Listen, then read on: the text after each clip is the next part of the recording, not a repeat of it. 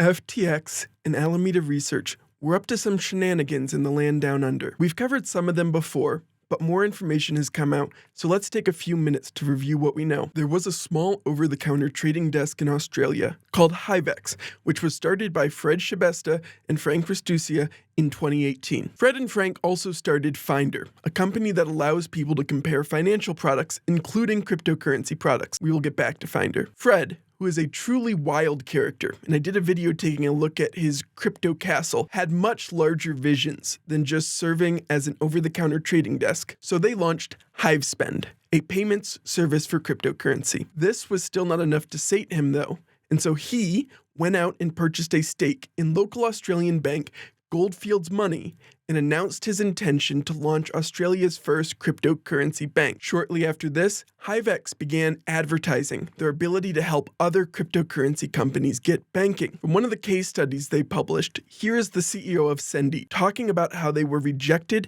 from 15 to 20 banks before HiveEx was able to get them banking. So we sent out about 15 to 20 inquiries to various banks around Australia and the world to see if we could get banked with our project. We're quite transparent with what we were doing, where the proceeds were coming from, the KYC, AML process that we were running. And through the Finder guys, they introduced us to an Aussie bank. And we worked tirelessly for about 2 to 3 months to make sure that everything was compliant.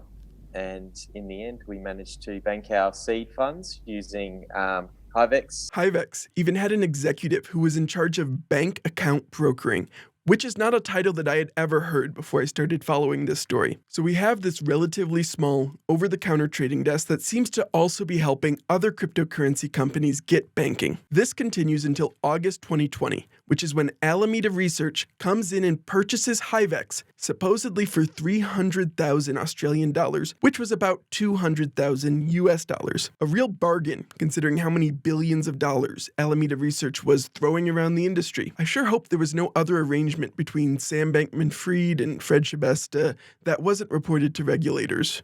That would be a serious problem.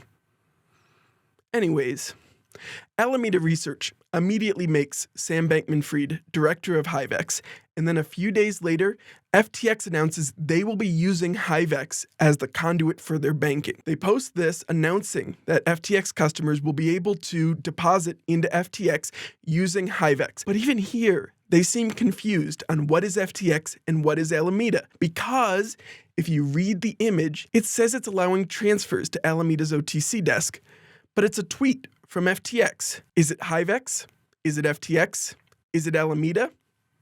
Let's be honest, it's probably just going straight to Sam Bankman-Fried. FTX continues using HiveEx to provide banking services for their Australian customers until it seems like May of 2022. In November of 2021, Finder, the company started by our HiveEx friends Fred and Frank, announced they are launching Finder Earn. Finder Earn took customer deposits and put them into cryptocurrency in an attempt to earn yields for customers. It was unclear which hedge funds or exchanges Finder partnered with to offer this, though I have one theory. In March of 2022, FTX is preparing for their official launch in Australia. They set up an FTX Australia entity and even had an Australian financial services license, which they got by acquiring a company called IFS Markets, which got it by acquiring a company called Forex Financial Services. FTX announces to the Australian press they are going to launch and offer 20 times leverage using margin loans. More recently, a few days ago, The Guardian was able to obtain Australian regulator emails using a Freedom of Information request, which revealed that Australian regulators were very surprised to hear about this plan to offer 20 times leverage. So the regulators decided to go looking for the documents that FTX had submitted to get their Australian financial services license. And at that point, they realized the license had been acquired instead of applied for.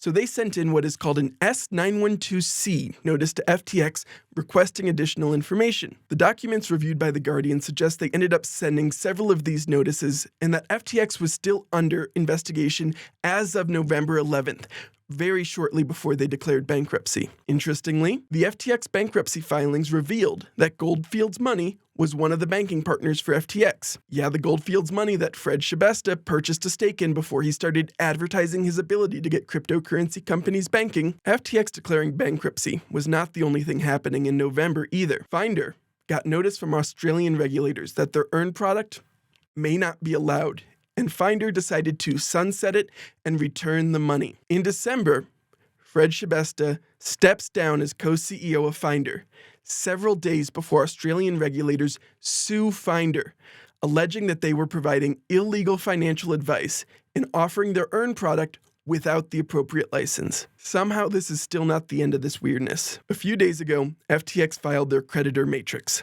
This is an over 100-page document that lists a variety of institutions who may be creditors to FTX, though they are not necessarily creditors. This list is intentionally broad and includes many entities that FTX interacted with to try to notify as many people who may be creditors as possible. This document contained many interesting names, but most notably here, Hivex, Finder, Goldfield's Money, and perhaps most interestingly, the Australian Attorney General's Office. So, where does this leave us? Australian regulators were investigating FTX but did not intervene in time to have any effect on the collapse. Sam Bankman-Fried was doing some very strange things to maintain his access to banking and seems almost certainly to have been commingling Alameda, FTX, HiveEx funds in this attempt to maintain banking for FTX. Our friend Fred, who bought a $16 million crypto castle, was also willing to sell his over-the-counter trading desk for comparative peanuts and is now effectively out of the cryptocurrency ecosystem after stepping down as CEO of Finder. The lawsuit against Finder is ongoing, and it's unclear if there will be another Australian regulator lawsuit against the tattered remains of FTX and Alameda.